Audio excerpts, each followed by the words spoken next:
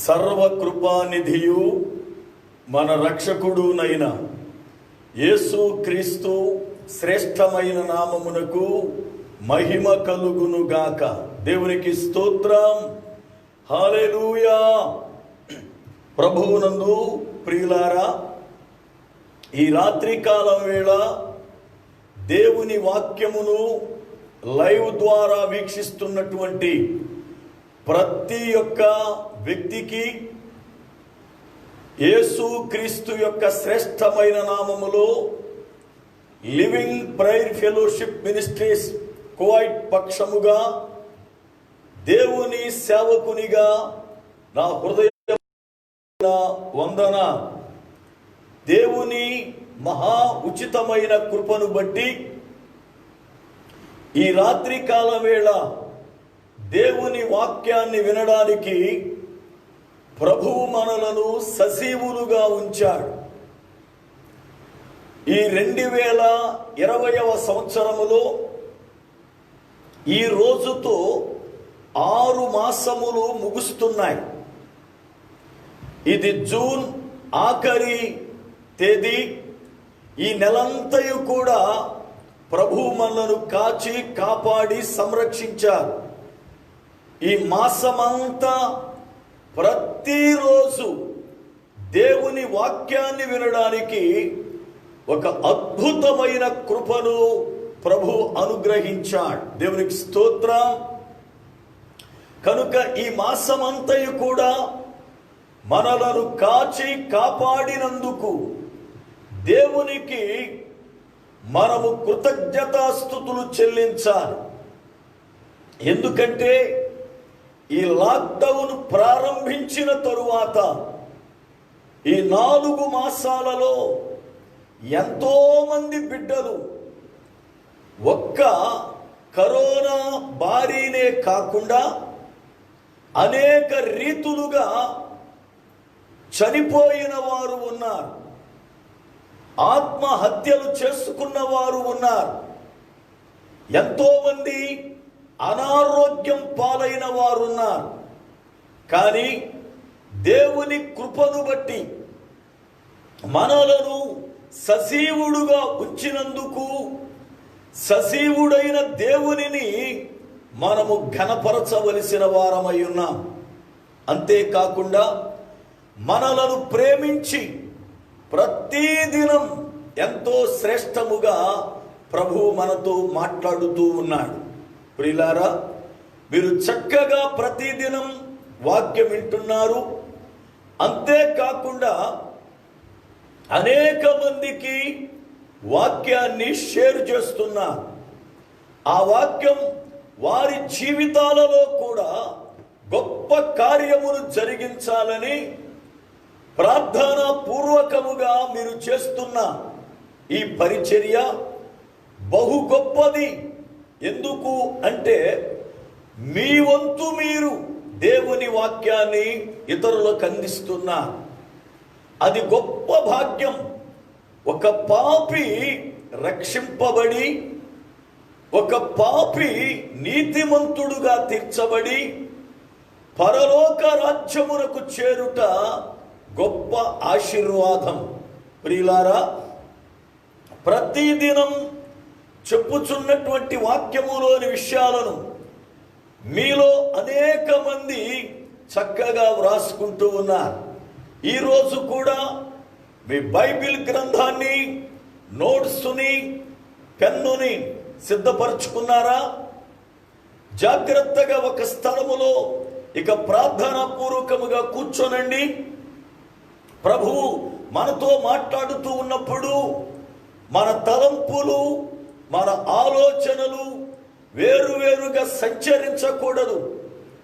Bible గ్రంథములో యెషయా భక్తుని ద్వారా ప్రభువు మాట్లాడుతూ అంటాడు, వారు నాకు సమీపముగానే ఉన్నారు, కానీ వారి హృదయములు నాకు దూరముగా ఉన్నాయి అంటాడు.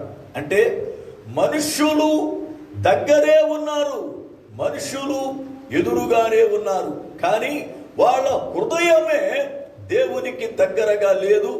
వాళ్ళ హృదయమే ప్రియులారా చాలా దేవునికి ఆయాసకరముగా ఉంది. కనుక దేవుని యొక్క వాక్యమును వినే మనము మన యొక్క హృదయపు తలంపులు, మన ఆలోచనలు, మన ఉద్దేశాలు సర్వమును దైవ చిత్తములోనికి వెళ్ళాలి. అప్పుడు దేవుడు మాట్లాడే ప్రతి మాట మనకు జీవాన్ని కలిగిస్తుంది. కానీ మన తలంపులు, మన ఆలోచనలు బయట సంచారము చేస్తే ప్రభువు మనతో ఏం మాట్లాడాడు మనకు తెలియదు. నిన్నటి దినమున మనతో ఉండేటువంటి వారిలో 4వ వ్యక్తి అయిన పరిశుద్ధాత్ముడు మనతో ఉంటే ఎట్టి ఆశ్చర్యకరమైన కార్యాలు చేస్తాడో 7 విషయాలను పులారా ధ్యానించాం. వాస్తవానికి పరిశుద్ధాత్ముడిని గూర్చి అనేక మందికి అవగాహన లేదు. ఈరోజు ఉదయం ఒక దైవజనుడే నాతో మాట్లాడుతూ, అనా మీరు రాత్రి వేళ పరిశుద్ధాత్ముడిని గూర్చి చక్కగా 7 విషయాలు బోధించారు. అయితే మాకు పరిశుద్ధాత్ముడిని గురించి అంత అవగాహన లేదు. కానీ రాత్రి వేళ మీరు చెప్పిన వాక్యములు ఎన్నో విషయాలు మేము నేర్చుకున్నాం అన్నాడు. అంటే దైవ జనులకు కూడా పరిశుద్ధాత్ముని గూర్చిన అవగాహన సరిగ్గా లేదు. కానీ నేడు పరిశుద్ధాత్ముని గూర్చిన పూర్తి అవగాహన ప్రతి క్రైస్తవ బిడ్డకు ఉండాలి. ముఖ్యముగా దైవజనులకు ఉండాలి. ప్రతి దైవజనుడు పరిశుద్ధాత్మను ఖచ్చితముగా పొందుకోవాలి. ప్రతి విశ్వాసి పరిశుద్ధాత్మను పొందుకోవాలి. ఎందుకు అనంటే మనలో ఉన్న సమస్త బలహీనతలు, మనలో ఉన్న సమస్త అవిధేయతలు తొలగించి క్రీస్తు స్వారూప్యములోనికి మనలను మార్చేవాడు పరిశుద్ధాత్మ దేవుడే. అందుకని పరిశుద్ధాత్మ దేవుణ్ణి మనము కలిగి ఉండాలి. ఈ రాత్రి ఇక మనతో ఉండే 3 వ్యక్తులు ఎవరో చెప్పి నేను సబ్జెక్ట్లో ముందుకు వెళ్ళాలని ఆశపడుతున్నా. ఎందుకంటే సబ్జెక్టు ఉండే కొందు లోతుకెళుతుంది, కానీ మనము చేరవలసిన గురి చాలా దూరం ఉంది.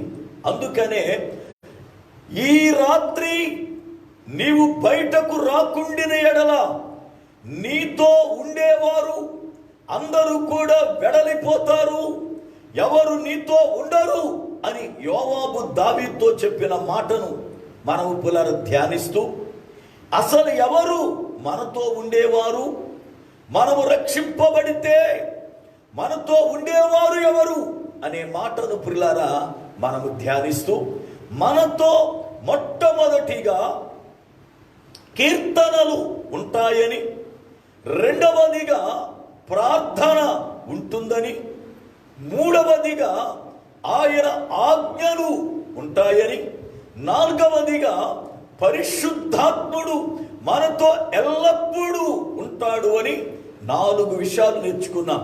ఈ రాత్రి త్వరపడి దేవుని నడిపింపును బట్టి మిగిలిన 3 ఎవరో, వారు మనతో ఉంటే ఏం ప్రయోజనమో, వారు మనకి ఎలాగ తోడుగా ఉంటారో ధ్యానిద్దాం. 5వ వ్యక్తులను గూర్చి మనం నేర్చుకుందాం. చూడండి, కీర్తనల గ్రంథము 34వ కీర్తన 7వ చరణాన్ని చదువుకుని ప్రార్థన చేసుకుందాం. కీర్తనల గ్రంథము 34వ కీర్తన 7వ చరణం. యెహోవా యందు భయభక్తులు గల వారి చుట్టూ ఆయన దూత కావలియుండి వారిని రక్షించును.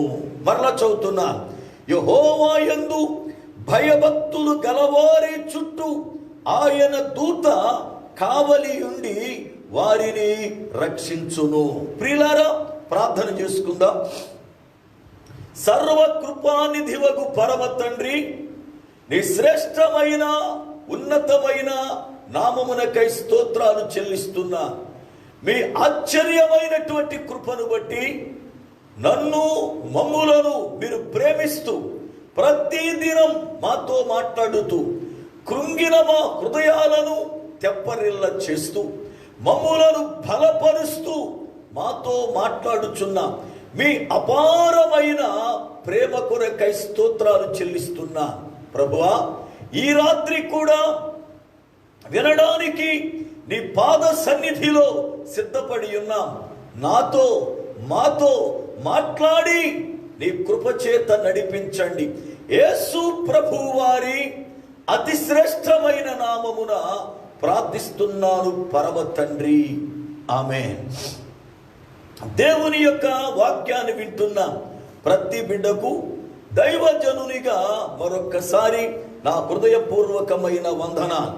ప్రియులారా, దేవుని యొక్క లేఖనములో 5వదిగా మనకు తోడుగా ఉండేది ఎవరు అనంటే దేవుని దూత అని వ్రాయబడింది. కారణమేమిటి అని అంటే దేవుని దూత మనకు పరిచారకుడుగా, దేవుని దూత మనలను సంరక్షించువాడుగా, దేవుని దూత మన యొద్ద కావలివానిగా ఉండేటట్లు దేవుడు కృప అనుగ్రహించాడు. అందుకనే కీర్తనకారుడు అంటాడు, యెహోవా యందు భయభక్తులు కలిగిన వారి చుట్టూ ఆయన దూత కావలి ఉండి వారిని రక్షించును. నా మాట గమనించాలి. ప్రార్థనా మందిరానికి వెళ్ళే వారి అందరి చుట్టూ అని వ్రాయబడలేదు. క్రైస్తవులైన వారి అందరి చుట్టూ అని వ్రాయబడలేదు. గంటలు గంటలు తరబడి ప్రార్థించే వారి చుట్టూ అని వ్రాయబడలేదు. లేక గంటలు గంటలు తరబడి పాటలు పాడేవారి చుట్టూ అని వ్రాయబడలేదు. గంటలు గంటలు తరబడి బోధించే బోధకుల చుట్టూ అని వ్రాయబడలేదు. గంటలు గంటలు తరబడి వాక్యాన్ని వినే విశ్వాసుల చుట్టూ అని వ్రాయబడలేదు. లేక దేవునికి కృతజ్ఞత అర్పణలు అర్పించే వారి చుట్టూ అని వ్రాయబడలేదు. కానీ యెహోవా యందు భయభక్తులు కలిగిన వారి చుట్టూ దేవుని దూత మనకు సంరక్షకుడుగా కావలివాడిగా ఉండాలి అని అంటే దేవుడు మనతో ఆ దూతని మనకి తోడుగా ఉంచాలి అంటే మనకు దేవుని యందు భయము భక్తి అనేది చాలా ముఖ్యం. నేటి దినాలలో ప్రజలకు భయము ఉంటే భక్తి లేదు, భక్తి ఉంటే భయము లేదు. మీరు బాగా గమనించాలి. భయము ఉన్నవాడికి భక్తి లేదు, భక్తి ఉన్నవాడికి భయము లేదు. రెండు ఉన్నవాడు ఏ సంఘములో కుదురుగా ఉండట్లేదు. రెండు ఉన్నవాడేమో సంఘములో ఉండట్లా. సంఘములో ఉన్న వాళ్ళకేమో భయం ఉంటే భక్తి లేదు, భక్తి ఉంటే భయము లేదు. జాగ్రత్త సుమా. ఒక విశ్వాసికి భయభక్తులు రెండూ కూడా ఒక వాహనానికి 2 చక్రాలు ఎలాంటివో దేవుని యందు భయభక్తులు కూడా విశ్వాసికి అలాంటివి. ఏ చక్రము లేకపోయినా ఆ బండి పడిపోయినట్లుగా భయభక్తులు లేకుండా పులారా ఒక విశ్వాసి ఉంటే, భయముండి భక్తి లేకపోతే, భక్తుండి భయము లేకపోతే ఆ విశ్వాసి ఆత్మీయ యాత్రలో తన ప్రయాణాన్ని కొనసాగించలేడు. భయముండి భక్తి లేకపోతే, భక్తుండి భయం లేకపోతే ఏం జరుగుతుందో ఒక చిన్న సన్నివేశాన్ని మీ ముందు పెడతాను. ఎందుకంటే నేటి దినాల్లో చాలా మందికి భక్తి లేదు, భయం ఉంది. చాలా మందికి పులారా భయము లేదు, భక్తి ఉంది. 2 రకాల ప్రజలు నేటి దేవుని సన్నిధిలో ఉన్నారు. ఈ 2 రకాల ప్రజలు కూడా మాకు భయభక్తులు ఉన్నాయి అన్న భ్రమలో బ్రతుకుతూ ఉన్నారు. అయితే భక్తి లేకుండా భయం ఉంటే ఏ నష్టం వస్తుందో, లేక భయము లేకుండా భక్తి ఉంటే ఏ నష్టం వస్తుందో జాగ్రత్తగా మనం ప్రియులారా పరిశీలన చేయాలి. దేవుని వాక్యములో పాత నిబంధన గ్రంథములో గొప్ప దైవజనుడైన ఎలీషా అనబడుతున్న ప్రవక్త ఉన్నాడు. ఆయన గొప్ప దైవజనుడు. దేవుడు ప్రత్యేకించి పేరు పెట్టి పిలుచుకున్న ప్రవక్త. ఏలియాతో చెప్పాడు, నీవు వెళ్ళి షాపాతు కుమారుడైన ఎలీషాను సిద్ధపరచు అన్నాడు. షాపాతు మామూలు వ్యక్తి కాదు, ఒక రైతు, ఒక వ్యవసాయకుడు. ఎలీషా ఒక గొప్ప రైతు. ఎంత గొప్ప రైతు అంటే తనకున్న పొలములో తానే స్వయముగా ఎడ్ల చేత 12 అరకలు పెట్టి దున్నిస్తూ ఆయన కూడా 12వ అరకను పట్టుకొని దున్నుతున్నవాడు, పొలాన్ని సాగు చేస్తున్నవాడు. ఒక మంచి రైతు నాకు పొలం ఉంది కదా అని గట్టు మీద కూర్చోలేదు. నా తండ్రి ధనవంతుడు, మా దగ్గర ఇంతమంది పనివారు ఉన్నారు కదా అని గర్వపడలేదు. తాను కూడా పొలములో దిగి మట్టిలో పులారా కష్టపడుతున్నటువంటి వాడు ప్రవక్త అయిన ఎలీషా. అలాంటి కష్టపడే వ్యక్తిని దేవుని సేవ కొరకై దేవుడు పిలుచుకున్నాడు. మీరు చూడండి, బైబిల్ గ్రంథములో దేవుడు ఏ వ్యక్తిని తనకు పరిచారకుడిగా పిలుచుకున్నా ఆ వ్యక్తి కష్టపడుతున్నవాడు, శ్రమ పడుతున్నవాడు, ఏదో ఒక పనిని కలిగిన వాడే గాని సోమరిపోతోని, నిద్రపోతోని, తిండిపోతోని, తిరుగుబోతోని, తిట్టుబోతోని, గర్వపోతోని దేవుడు ఎక్కడ పిలవలే సేవకి. మీరు బైబిల్ స్టడీ చేయండి.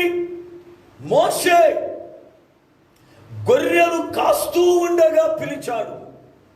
దావీదు గొర్రెలు కాస్తూ ఉండగా పిలువబడ్డాడు. సౌలు గాడిదలను వెతుకుతుండగా పిలువబడ్డాడు. ఎలీషా పొలము దున్నుతుండగా పిలువబడ్డాడు. ఆమోసు మేడి పండ్లు ఏరుతుండగా పిలువబడ్డాడు. పేతురు, యోహాను, యాకోబులు వల వేయుచుండగా పిలువబడ్డారు. మత్తయి వసువులు చేస్తూ ఉండగా పిలువబడ్డాడు. పౌలు అనేక మంది క్రైస్తవులను హింసిస్తూ ఉండగా, ధర్మశాస్త్రము కొరకై కష్టపడుతూ ఉండగా దేవుడు దర్శించుకున్నాడు. అనగా సేవకులను దేవుడు పిలిచేటప్పుడు కష్టపడే గుణం, నమ్మకత్వమైన గుణాన్ని చూసి దేవుడు పిలుస్తున్నాడు. సేవకుడు ఎవ్వరు కూడా సోమరోలుగా ఉండకూడదు. చాలా మంది సేవకులు సోమరపోతులు. ఎందుకు అని అంటే చాలా మంది జీవితాల్లో ఒక్క పూట మందిరములో పులార వాక్యం చెప్పి ఏదో 4-5 కొండలు బరువు మోసినట్లుగా ఫీల్ అయిపోయి ఇంట్లో పులార 6 రోజులు రెస్ట్ తీసుకుంటారు. సేవకులు చాలా మంది ఈ రోజున పులార కష్టపడటలేదు, సుఖభోగాలకు అలవాటు పడ్డారు.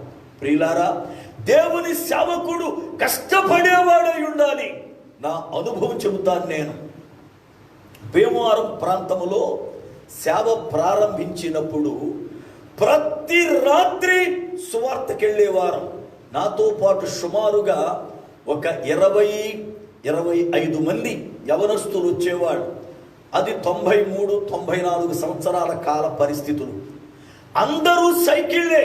నాకు సైకిల్ కూడా లేదు ఆ దినాల్లో. ఎవరో ఒకరిని నెక్కించుకునేవారు, సైకిల్ మీద వెళ్ళడం.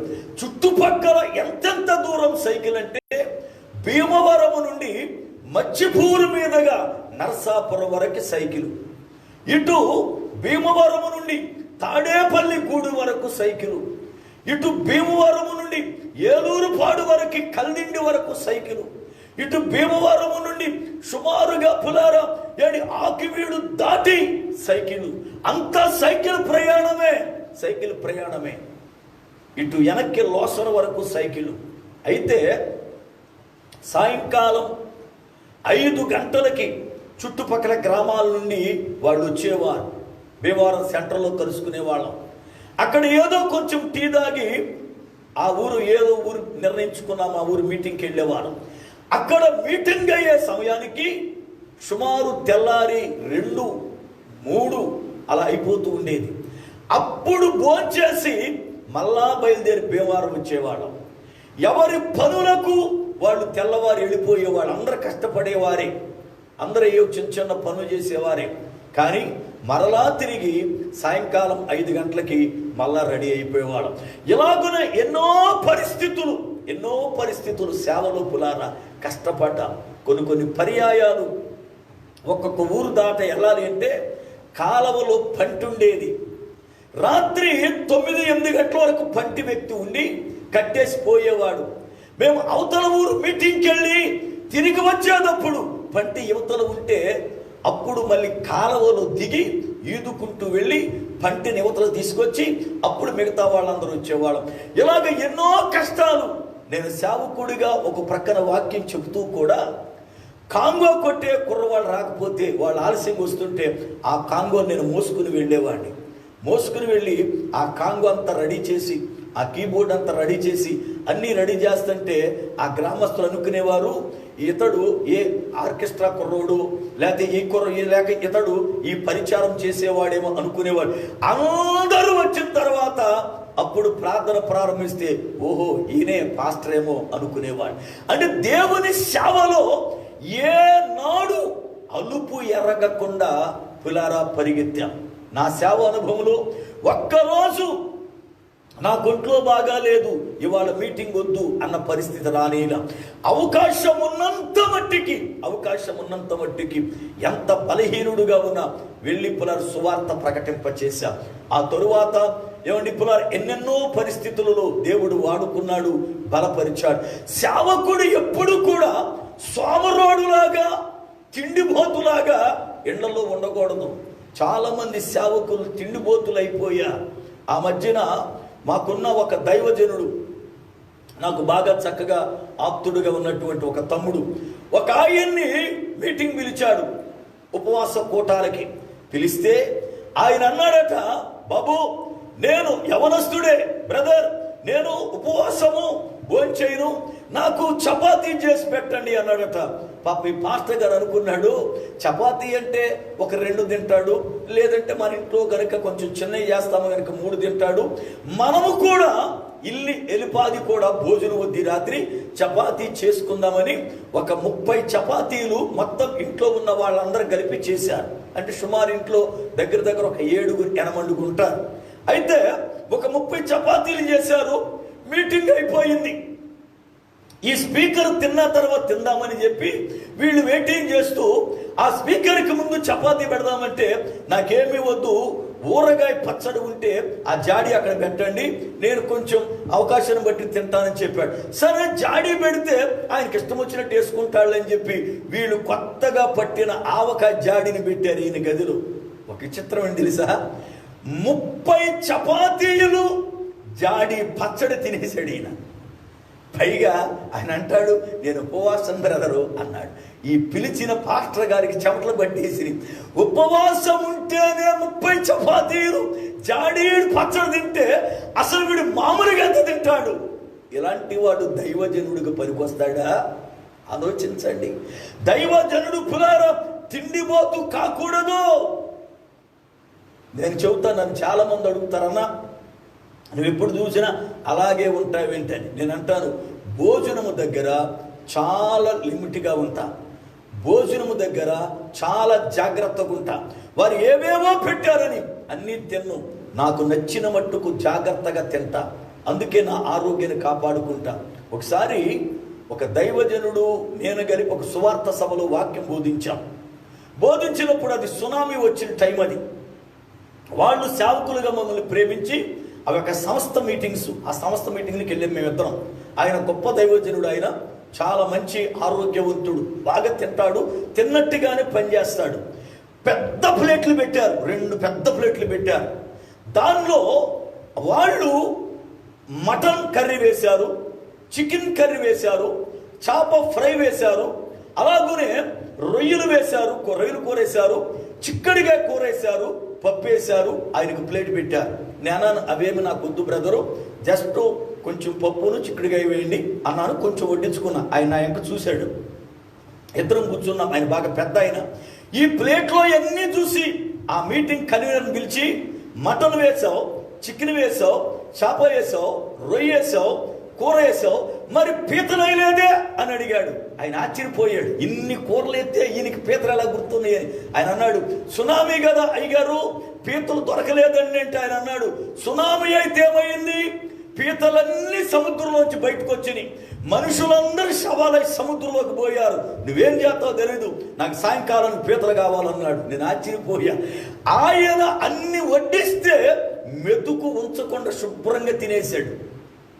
నేను తిన్న తర్వాత అని పిలిచెట్టాడు, నాయన ఇమానుయేలు, నువ్వు ఇలా తింటే సేవకు పనికిరావు, నువ్వు నాకు ఇలా గట్టిగా తినాలన్నాడు. నేను ఆయనకి దండం పెట్టి అన్నాను, అన్నా అది నా వల్ల కాదు, నాకు దేవుడు ఇచ్చిన మట్టికి సారు అన్నాను. నేను నవ్వుకున్నాడు ఆయన.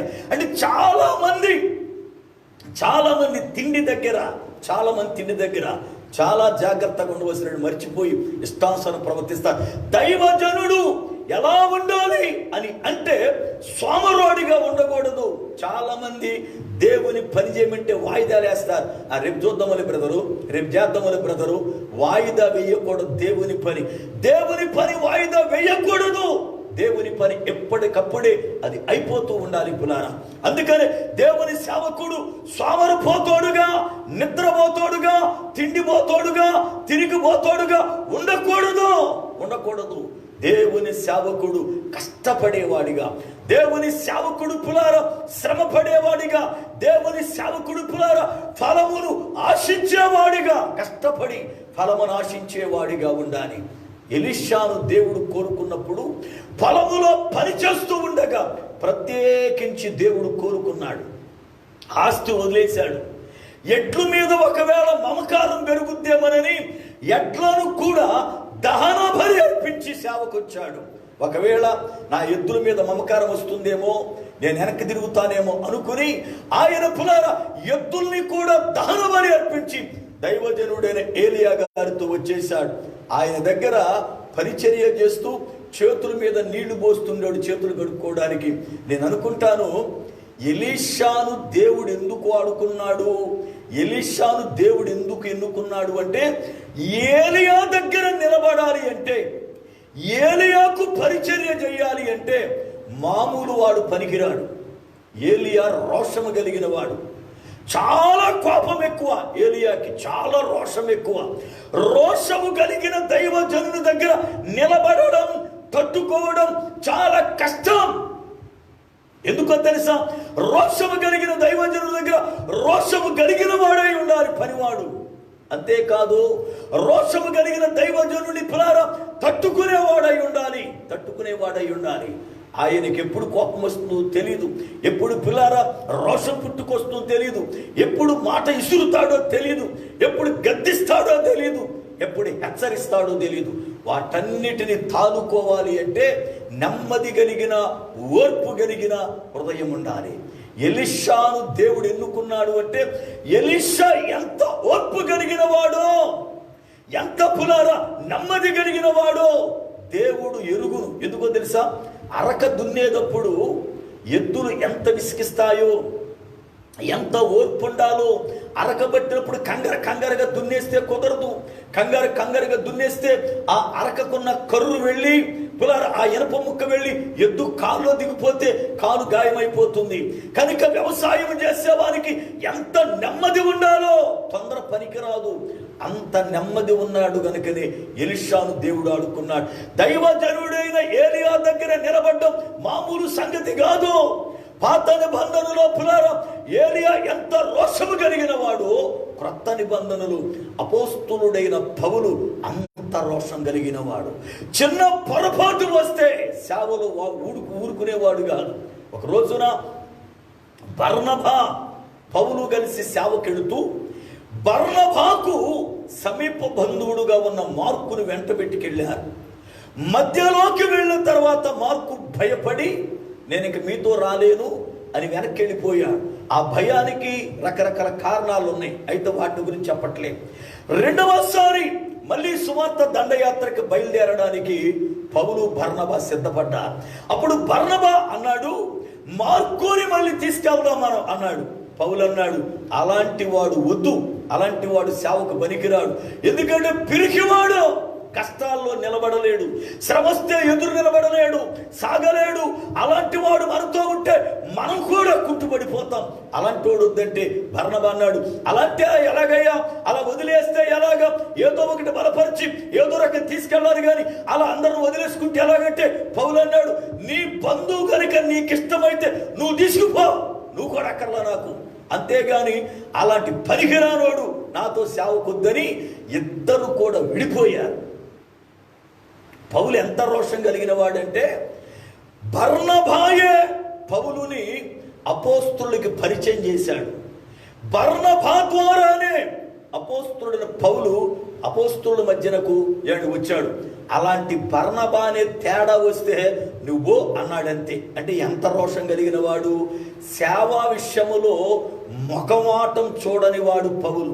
చాలా మంది అంటారు, నన్ను మీ అయ్యగారికి మొహమాటం ఉండదు అంటారు మా వాళ్ళ దగ్గర. మీ అయ్యగారు మరీ ముఖం మీద మాట్లాడతాడు.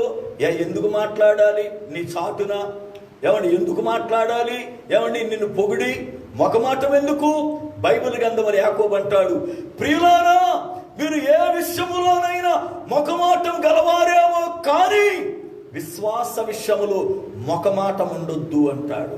విశ్వాస విషయములో మొఖమాటము గలవారై ఉండవద్దు. నేను చాలాసార్లు ఉన్న మాట ఉన్నట్లు ముఖం మీద చెప్పినందుకు, ముఖం మీద మాట్లాడినందుకు నన్ను అధికముగా ప్రేమించే వారికి అనేక మందికి శత్రువునైపోయే సేవలో.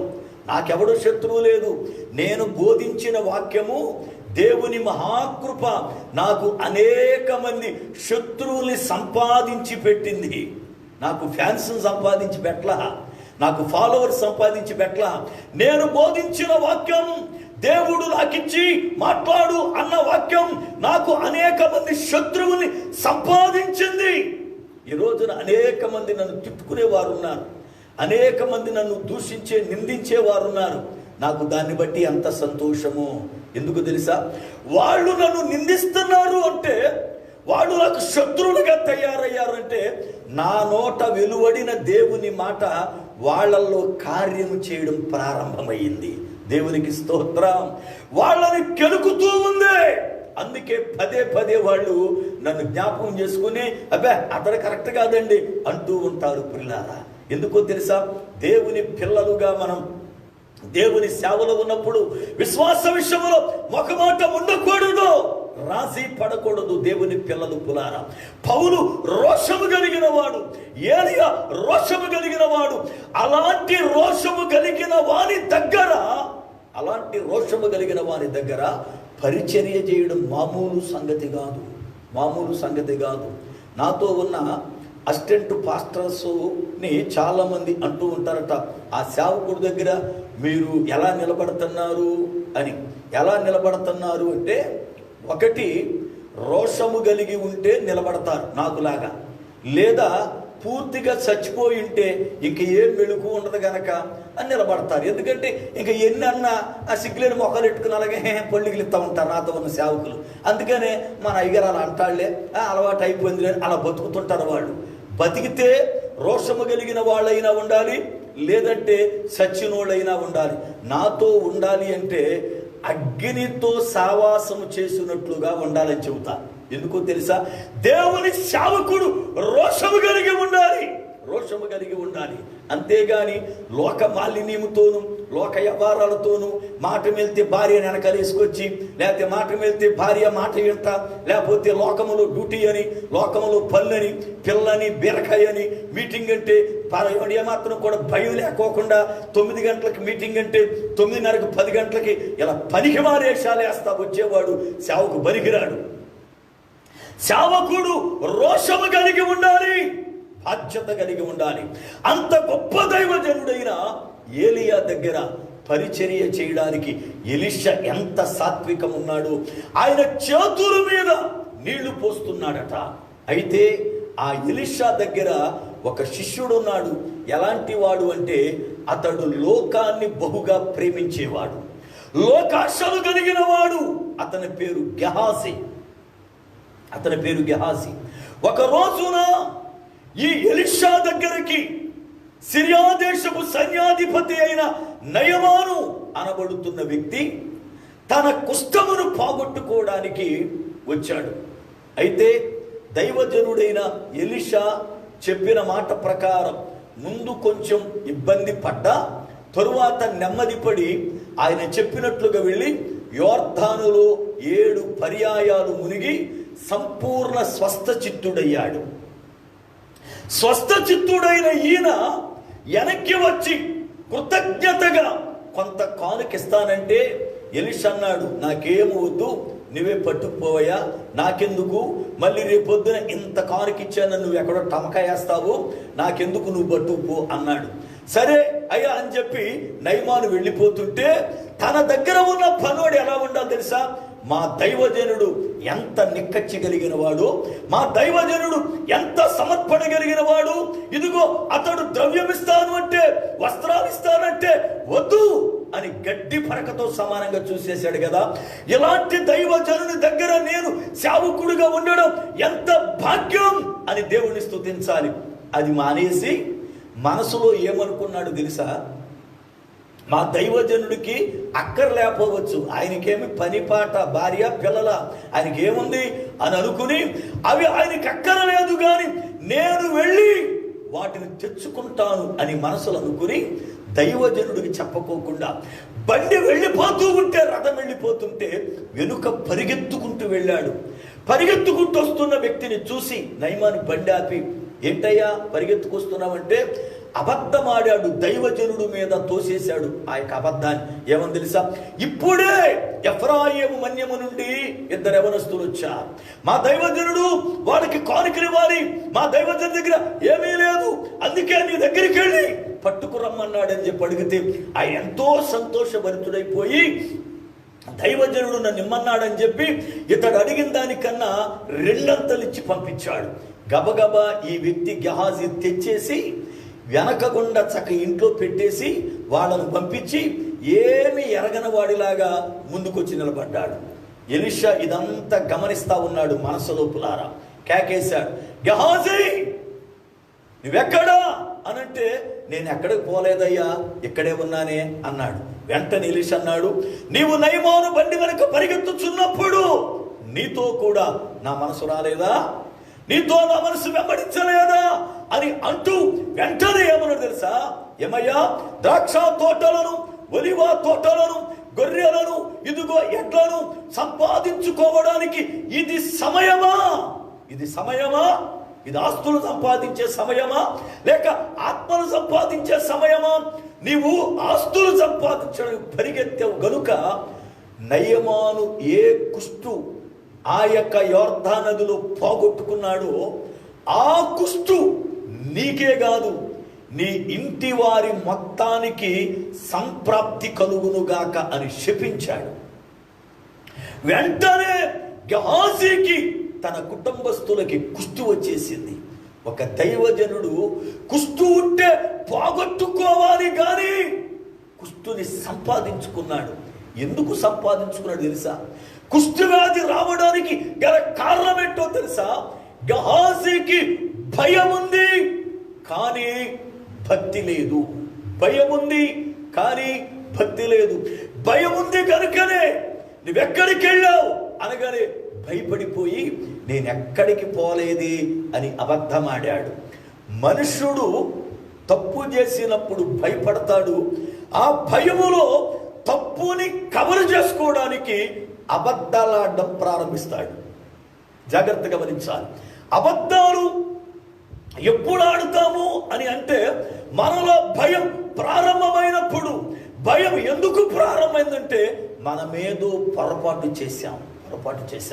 దానిని కప్పిపుచ్చుకోవడానికి అబద్ధాలు ఆడుతాం.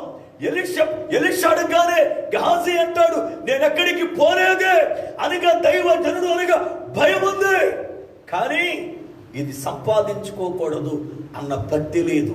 ఎలీషాకు భక్తి ఉంది గనకనే ఇస్తానన్న కానుకను కూడా తృణప్రాయముగా ప్రియులారా విడిచిపెట్టేశారు. ఈ రోజున చాలా మంది దైవజనులు చూస్తే చాలా సిగ్గుపడుతున్నాను నేను. ఎందుకంటే ప్రజలందరూ ఈ యొక్క కరోనా వైరస్ వచ్చి లాక్డౌన్ విధించి తినడానికి తిండి లేక, సరిగ్గా ఆదరణ లేక, ప్రజలు ఇబ్బంది పడుతూ, ఉద్యోగాలు లేక, ఎండ్లలో ఉండి సతమతమైపోతూ ఏం చెయ్యాలో అర్థం కాని పరిస్థితుల్లో ఉంటే కొంతమంది దైవజనులు ఈ యొక్క పులార వాట్సాప్ల్లోనూ, లేకపోతే ఈవెన్ యూట్యూబ్లోను, ఫేస్బుక్లోను మాట్లాడుతూ వారు లైవ్లోనే మీ కానుకలను పేటిఎంలో పంపించండి, మీ కానుకలను గూగుల్ పేలో పంపించండి, మీ కానుకలను ఫోన్ పేలో పంపించండి అని కింద స్క్రోలింగ్ చేసి మొదలెట్టారు. నేను చాలా సిగ్గుపడ్డా, దైవజనులు ఇంత క్లాసికల్ బెగ్గర్స్ అయిపోయారేంటి అని. అంత క్లాస్గా అడుక్కోవాలా సేవకుడు? పిల్లారా, సేవకుడికి ఏది ఏ సమయానికి అవసరమో దేవుడు దాన్ని ఖచ్చితముగా ప్రియులారా ఖచ్చితముగా అనుగ్రహిస్తాడు. నేను చెబుతా, సవాలు చేసి ఒక దైవజనుడుగా కువైట్ దేశంలో ఉంటున్నాను. 4 నెలలుగా ఆరాధనలు బంధు, మందిరాలు పులార బంధు. కానీ మేము నడిపిస్తున్నటువంటి ఈ మందిరానికి ప్రతి నెల కూడా రెంట్ కట్టాలి. మామూలుగా పులారా 670 దినాలు ఒక మందిరానికి రెంట కడుతున్నాం, వేరే బ్రాంచ్ పక్కన పెట్టండి.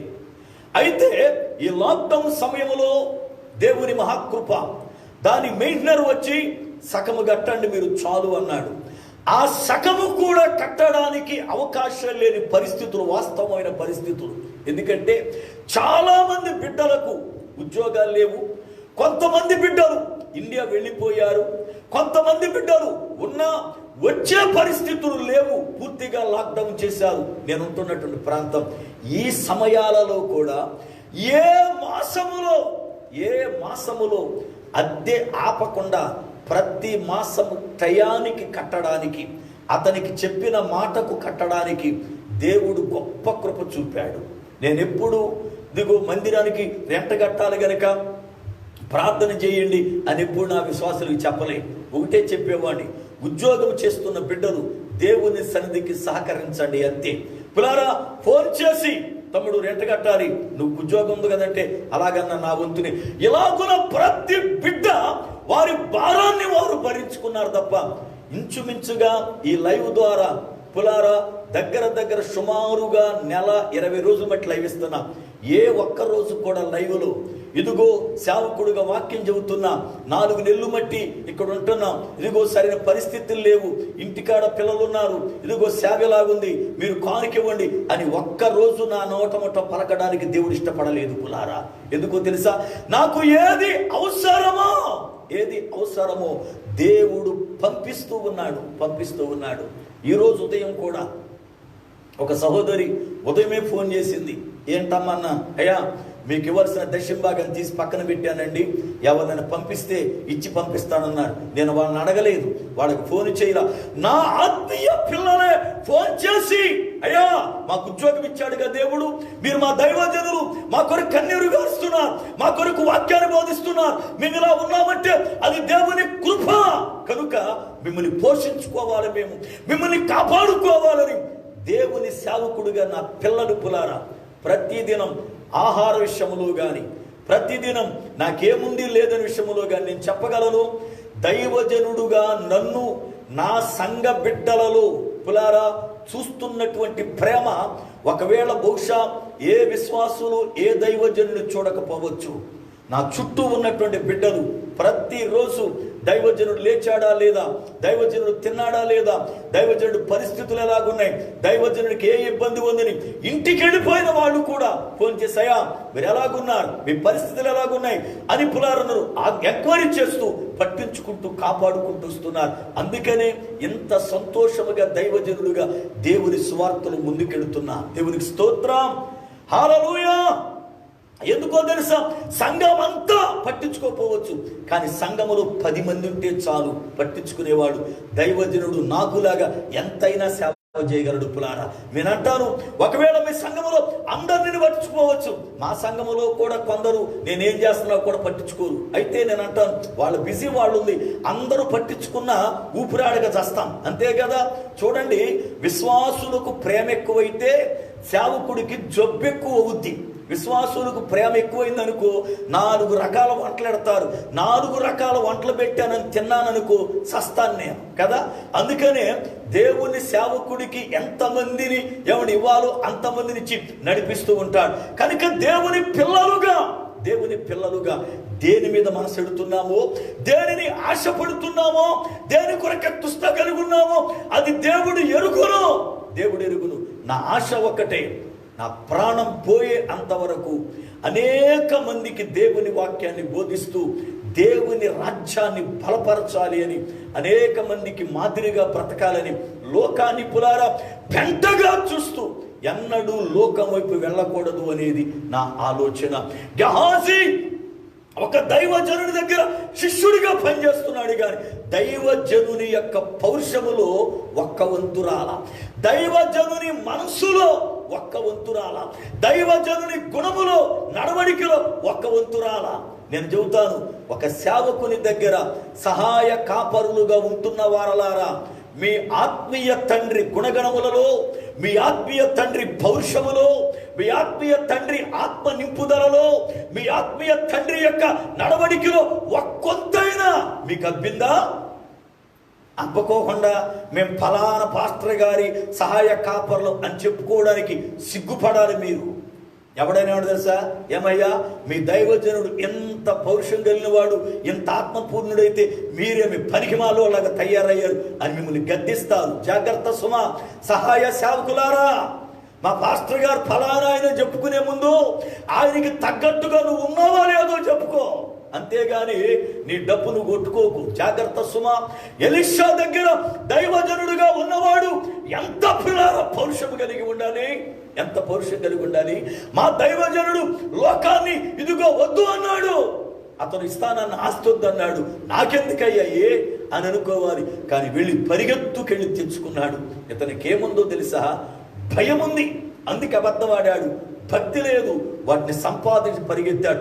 భయము ఉండి భక్తి లేకపోవడం వల్ల కుష్టి వ్యాధి వచ్చింది. కుష్టి వ్యాధికి ఉన్న లక్షణం చెప్పనా? కుష్టి వ్యాధి ఉన్న స్థలంలో మీరు సూది కానీ, పిన్నీసు కానీ, లేక దబ్బడం కానీ పెట్టి పొడవండి, ఎంత లోతుకు పొడిసినా అబ్బా అనడు. ఎందుకో తెలుసా?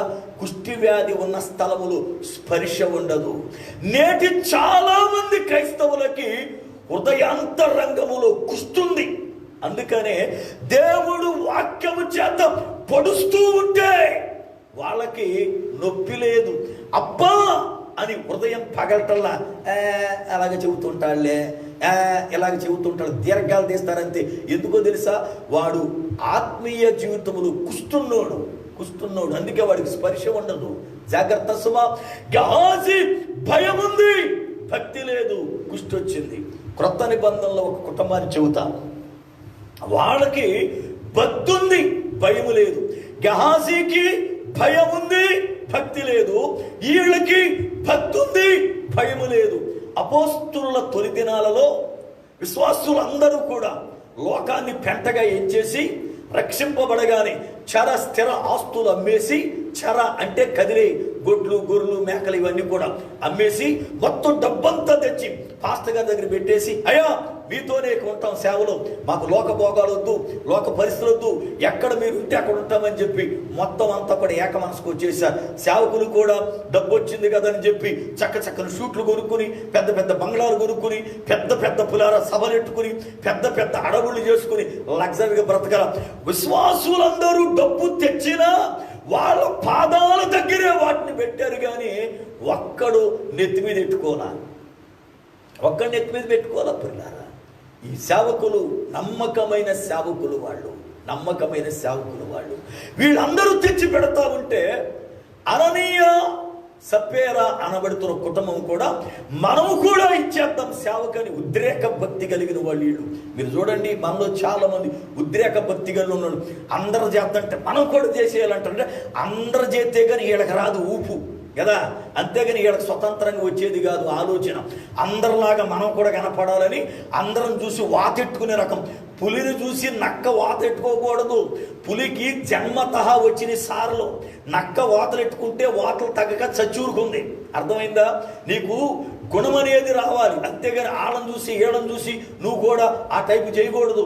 వీళ్ళ గుణం ఏంటంటే వాళ్ళలాగా మనం కూడా ఇచ్చేద్దాం అనుకున్నారు. పాపం వాళ్ళు ఇచ్చారు అంటే సమర్పణ కలిగింది వాళ్ళ హృదయములు, అందుకే ఇవ్వగలిగారు. వీళ్ళు వాళ్ళని చూసి అనుకున్నారు, ఇంటికి వెళ్ళారు, అమ్మగాని స్థలం అమ్మగాని మైండ్ మారిపోయింది. ఎందుకు? సమర్పలేదు. వాళ్ళని చూశారు, వీళ్ళని చూశారు కనుక డబ్బు రాగానే వాళ్ళు వీళ్ళు గుర్తుపోయారు. వీళ్ళలో ఒక చెడు ఆలోచన ప్రారంభమైంది. ఇంత సేవకిస్తే మనం రేపు ఎలా బతకాలి, ఇంత దేవుడికి ఇచ్చేస్తే మనం ఎలాగా? చాలా మంది ఆలోచిస్తే, ఏమండి ఈ స్థలం దేవుడికి ఇచ్చేస్తే మరి మేము ఎక్కడ ఇల్లు కట్టుకోవాలా? ఏమండి పిల్లరా, ఇది దేవుడికి ఇచ్చేస్తే మేము ఎలా బతకాలా?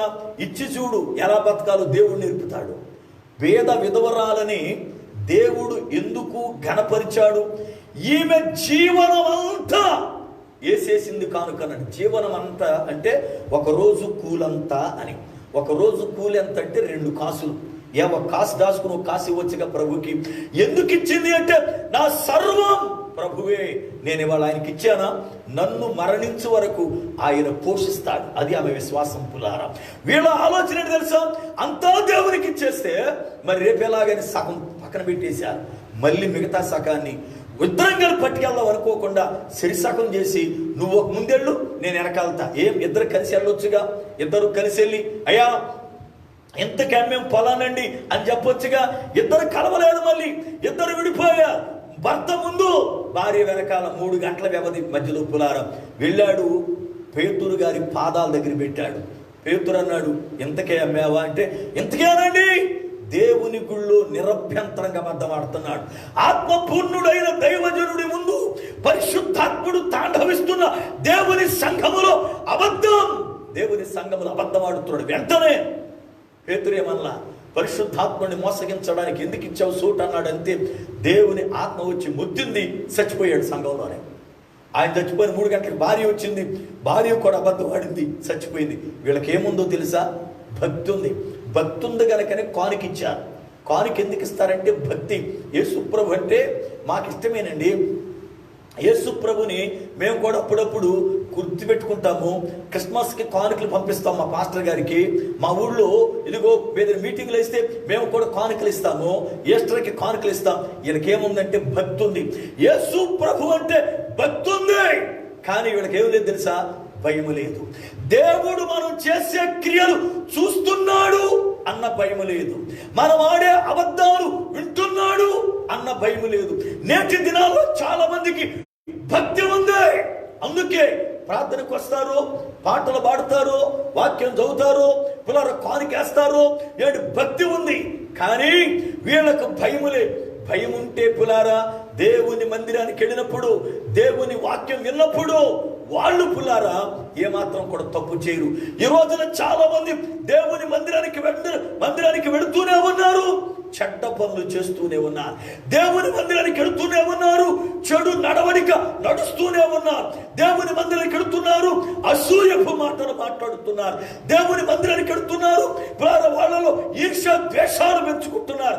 దేవుని మందిరానికి వెళుతున్నారు, లోక సంబంధమైన కార్యములలో వాళ్ళు బ్రతుకుతున్నారు. ఎందుకో తెలుసా? వాళ్ళకు భక్తి ఉంది. భక్తి ఉంది కనుకనే కాసేపు వెళ్ళి కూర్చుని వద్దాం అనుకుని వస్తున్నారు. కానీ ఇప్పుడు భయం ఉంటే, నేను దేవుడు నన్ను చూస్తున్నాడు కదా, నా మాటలు వింటున్నాడు కదా, నేను చాలా జాగ్రత్తగా ఉండాలి కదా అని మాట్లాడే మాటల విషయంలో కానీ, చూచే చూపుల విషయంలో కానీ, చేసే చేతల విషయంలో కానీ, నడిచే నడవడిక విషయంలో కానీ వాళ్ళను వాళ్ళు పవిత్రులుగా కాపాడుకోవడానికి ప్రయత్నం చేస్తారు. ఈ రోజు పులారు చాలా మంది జీవితంలో భక్తి ఉంది. అందుకే చూడండి, అనేక మంది భక్తి ఉంది కనుకనే దేవుని మందిరానికి వస్తున్నారు, సాక్ష్యాలు చెబుతున్నారు, పాటలు పాడుతున్నారు, వాక్యం కూడా బోధిస్తున్నారు. కానీ భయం ఉందా? భయం ఉందా? దేవుడు నన్ను లెక్క అడుగుతాడు, దేవుడు నన్ను చూస్తూ ఉన్నాడు, దేవుడు నా ఎడల ఒక ఆలోచన కలిగి ఉన్నాడు అన్న భయం ఉందా? భయము లేకోకుండా భక్తి ఉంటే ఏకంగా మరణమే వచ్చింది దేవుని సన్నిధిలో. బయటిగా సుమ, భక్తి ఉండి భయము లేని వారు దేవుని సంఘములో చచ్చారు, దేవుని సంఘములో చచ్చారు పురిలారా. అలాగే భయము ఉండి భక్తి లేని వాడు దైవజనుని ఎదుట కుష్ఠరోగి అయ్యాడు. ప్రియ సోదరుడా, ప్రియ సోదరి, 5వ వ్యక్తి దేవుని దూత మనకు తోడుగా ఉండాలి అంటే ఎవరికి తోడుగా ఉంటాడో తెలుసా? నేను క్రైస్తవుని అనేవాడి కాదు, నేను ఎన్నడూ ప్రార్థన మానను అనేవాడి కాదు, నేనెప్పుడు దేవుని గుడిలో దేవుని ఇదిగో ఆ పని చేస్తా ఈ పని చేస్తా అనేవాడి కాదు. దేవుని యందు భయభక్తులు కలిగిన వాడికి. ఈ రోజున వాక్యం వింటున్న సోదరుడా, సోదరి, నీకు దేవుని భయము ఉందో లేదో ఒక్కసారి నువ్వే ప్రశ్న వేసుకో. దేవుని భయం ఉంటే ఎవరిని తిట్టవు, దేవుని భయం ఉంటే ఎవరి మీద అసూయ పడవు, దేవుని భయం ఉంటే తప్పు చేయవు, దేవుని భయం ఉంటే క్రమము కలిగి ఉంటావు, దేవుని భయం ఉంటే నిన్ను నువ్వు జాగ్రత్తగా పరిశీలన చేసుకుంటావు. భక్తి ఉంటే అందరికీ కనపడేటట్లుగా నడుస్తావు అంతే. కానీ భయము ఉండి భక్తి లేకపోతే వచ్చే నష్టం, భక్తి ఉండి భయము లేకపోతే వచ్చే నష్టం ఈ రాత్రి చాలా స్పష్టముగా పరిశుద్ధాత్మ దేవుడు మనతో మాట్లాడాడు. పిల్లారా, యెహోవా యందు భయభక్తులు కలిగిన వారి చుట్టూ ఆయన దూత కావలి ఉండి వారిని రక్షించును. ఎలా కావలి ఉంటుందో ఒక్క మాట చెప్పి ఈ రాత్రి వాక్యాన్ని ముగిస్తా. మిగిలినది మళ్ళా రేపు రాత్రి పిల్లారా ధ్యానం చేద్దాం. ఎప్పటికప్పుడే వాక్యాన్ని చాలా క్లుప్తపరిచి చెప్పాలనుకుంటున్నాను, కానీ ఎందుకో పరిశుద్ధాత్మ దేవుడు ముగింపులోనికి రానియకుండా నడిపిస్తూ ఉన్నాడు లోతుల్లోనికి. కనుక పులారా, దేవుని యొక్క చిత్తానికి లోబడాలి. మనం జాగ్రత్తగా విందాం. దేవునిందు భయభక్తులు కలిగి ఉంటే ఆయన దూతలు ఎలా కావాలంటే ఒక్క మాట చెబుతా. ఒకసారి ఒక గ్రామములో ఒక మంచి దైవజనుడు, రోజుకి ఆయన 18 గంటల ప్రార్థనలో ఉండేవాడు. ఇంకేం పని ఉండదు ఆయనకి. లెగడం, ఏదో తింటే తినడం, ఇక ప్రార్థన ప్రార్థన ప్రార్థన, బైబిల్ చదువుకోవడం, ప్రార్థన చేసుకోవడం. అయితే ఒకసారి ఒక దూరపు ఊరు సేవకి వెళ్ళాల్సి వచ్చింది. ఆయనకి 2 కొడుకులు, చిన్నపిల్లల అప్పట్లో. వాళ్ళ ఇల్లు పులారా ఆ యొక్క జనాలకు కొంచెం దూరంగాను, ఏమండి ఆ చుట్టన్నీ కూడా చెట్లుగా ఉండేటువంటి తోట లాంటి ప్రాంతంలో ఉంది. ఆ పరిస్థితుల్లో ఆయన వేరే ఊరు రాత్రి సేవకెడుతూ భార్యను తీసుకుని సైకిల్కి ఒక డ్రమ్ము కట్టుకుని పెట్రోమాస్ లైట్ కట్టుకుని ఆయన సేవకెడుతూ దూరముగా ఉన్న పక్కింటో అని పిలిచి, అమ్మా పిల్లలు ఇంట్లో ఉన్నారు, ఈ రాత్రి మేము రాలేము, పొద్దున్నే లేచి వస్తాం, కాస్త పిల్లలు రాత్రి 9-8 అయ్యే టయానికి భోజనం పెట్టి వాళ్ళని పడుకోమెట్టండి, వాళ్ళు పడుకున్న తర్వాత మీరు మధ్యలో మెళుకు వస్తే ఏం చేస్తున్నారని చెప్పి కొంచెం చూస్తూ ఉండండి అని చెప్పి వెళ్ళారు సేవకుడు. అయితే సేవకుడు సేవకురాలు సేవకెళ్ళిపోయారు. పులారా, ఈ పిల్లల్ని ఏడు పక్కన వాళ్ళు కనిపెడుతున్నట్టుగా ఉన్నారు. రాత్రి 8-9 అయింది, పిల్లలు భోజనం చేశారు, మేము పడుకుంటామని చెప్పి పండుకున్నారు. రాత్రి 10-11 టైములో ఆ మిగతా వేరే ఇంటి వారికి మెళుకు వచ్చి, పిల్లల్ని పాస్టర్ గారు చూడమన్నాడు కదా, ఎలా ఉన్నారో ఏంటో ఒకసారి చూద్దాం, వీళ్ళు నిద్రపోయారా లేకపోతే ఇంట్లో ఏమైనా ఆటలాడుతున్నారని చెప్పి ఆ ఇంటి దగ్గరకు వచ్చి కిటికీలో నుంచి పిల్లలు చూస్తే ఒక ఆశ్చర్యమైన కార్యం ఏంటి అంటే, వాళ్ళ మంచము చుట్టూ పిల్లలు నిద్రపోతూ ఉన్నారు. వాళ్ళ మంచము చుట్టూ ఒక దేవుని దూత ఖడ్గాన్ని పట్టుకుని తిరుగుతూ ఉన్నాడు. ఈ చూసిన వారు భయభ్రాంతులైపోయి పిల్లారా వారి ఇంటికి వెళ్ళిపోయారు. తెల్లారిపోయింది, పిల్లలు లేచిపోయారు, ఆడుకుంటున్నారు. పాస్టర్ గారు దైవజనురాలు వచ్చారు. వచ్చినప్పుడు ఆ పాస్టర్ గారు అడిగాడు, అమ్మా రాత్రి పిల్లలు ఏమైనా అల్లరి చేశారా, పిల్లలు కొంచెం కనిపెట్టుకున్నారా, వాళ్ళు సమయానికి పడుకున్నారంటే వాళ్ళు చెప్పారయ్యా, మీ పిల్లలకి ఎవరి కాపుదల అక్కర్లేదు. ఏం జరిగింది తెలుసా, ఆ పిల్లలు పడుకున్నారో లేదో చూద్దామని మేము వెళ్ళి చూస్తే ఒక దేవుని దూత ఖడ్గాన్ని పట్టుకుని పిల్లల మంచం చుట్టూ తిరుగుతుందయ్యా. ఆ దృశ్యాన్ని చూసి మేమెంతో భయపడ్డాం. మీ ఇంటికి, మీ పిల్లలకు, మీకు దేవుని దూత కావలి వాడిగా ఉన్నాడు, ఎవ్వరి కాపుదల అక్కర్లేదని చెప్పాడు. పిల్లారా, నిజముగా అలాంటి దైవజనుల కుటుంబముగా మన కుటుంబం ఉండడం ఎంత ఆశీర్వాదం. మన పిల్లల చుట్టూ, మన చుట్టూ దేవుని దూత కావలి ఉండి రక్షించాలి అంటే దేవుని యందు భయభక్తులు కలిగి ఉండాలి. ఆ రీతిగా ఉండునట్లు పరిశుద్ధాత్మ దేవుడు మనకు సహాయము చేయునుగాక. ఆమేన్. ప్రార్థన చేసుకుందాం. సర్వకృపానిధివగు పరమ తండ్రి, నీ శ్రేష్టమైన ఉన్నతమైన నామమునకై స్తోత్రాలు వందనాలు చెల్లిస్తున్నా. నీ అత్యంతమైన కృపను బట్టి ప్రభువా, ఈ రాత్రి వేళ లేఖనములలో నుండి నిదాసునిగా నన్ను మరుగుపరచి నాయన మీరు మాతో మాట్లాడిన ప్రతి జీవము కలిగిన మాటలను బట్టి మీకు స్తోత్రాలు చెల్లిస్తూ ఉన్నా. విత్తబడిన వాక్యం నీరు గట్టి ఫలింపు దయచేయండి. ప్రతి విధమైన అభ్యంతరాన్ని, ప్రతి విధమైన ఆటంకమును యేసు నామమున దూరపరచండి. పరిశుద్ధుడా నీ పాదాలకు స్తోత్రాలు. వాక్యం వింటున్న ప్రతి బిడ్డ జీవితంలో మీ కార్యాలు జరిగించండి. ఆ కుటుంబాలను ఆశీర్వదించండి.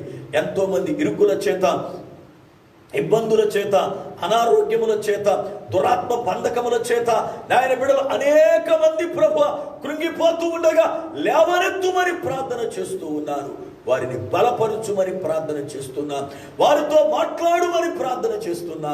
వారి ఎడల నీ కనికరమును, నీ కృపను అనుగ్రహించుమని, వాక్యం విన్న ప్రతి బిడ్డ జీవితములో నీ సన్నిధుడుగా ఉంచి నడిపించుమని యేసు నామమున ప్రార్థిస్తున్నాను పరమ తండ్రి, ఆమేన్. మన పరమ తండ్రి అయిన దేవుని ప్రేమ, ఆయన కుమారుడైన యేసు క్రీస్తు వారి కృప, పరిశుద్ధాత్మ దేవుని యొక్క అన్యోన్య సహవాసము, ఆయన సన్నిధి మనకును సకల పరిశుద్ధులకును సదాకాలము తోడయుండి నడిపించునుగాక. ఆమేన్. ఆమేన్. ప్రభువునందు ప్రియులారా, యేసు క్రీస్తు శ్రేష్టమైన నామములు ఈ లైవ్ ద్వారా వాక్యాన్ని వింటున్న ప్రతి బిడ్డకు దైవజనునిగా నా హృదయపూర్వకమైన వందనాలు. ప్రభు మహాకృప ప్రతి ఒక్క రాత్రి ఇలాగున వాక్యము చేత మనల్ని బలపరుస్తూ నడిపిస్తున్నాడు కనుక ఈ పరిచర్య కొరకు చక్కగా మీరు ప్రార్థిస్తున్నారు. అలాగే అనేక మందికి దీనిని పంపిస్తూ వారు కూడా బలపడేటట్లు చేస్తూ ఉన్నారు. 6 మాసములు మన మీద గతించాయి. రేపటి దినం మరలా క్రొత్త మాసములోకి అడుగు పెడతాం. కోవిడ్ దేశములో కూడా పరిస్థితులు పులారా ఒక్కటొక్కటిగా ప్రభు చక్కపరుస్తూ ఉన్నాడు. ప్రభుత్వం కూడా చక్కగా ఏమేమి చేయాలో ఆ కార్యాలు చేస్తూ ఉంది. దేవుని మహాకృప త్వరలోనే ఆరాధన కొరకే కూడుకొని దేవుణ్ణి ఆరాధిస్తాము అనేటువంటి పులార ఆలోచనతో దేవుడు మనం నడిపించునుగాక. మరలా తిరిగి రేపు రాత్రి తగిన సమయానికి మనం కూడుకుందాం. కృపగల దేవుడు అప్పటి వరకు మనం తన సజీవమైన రెక్కల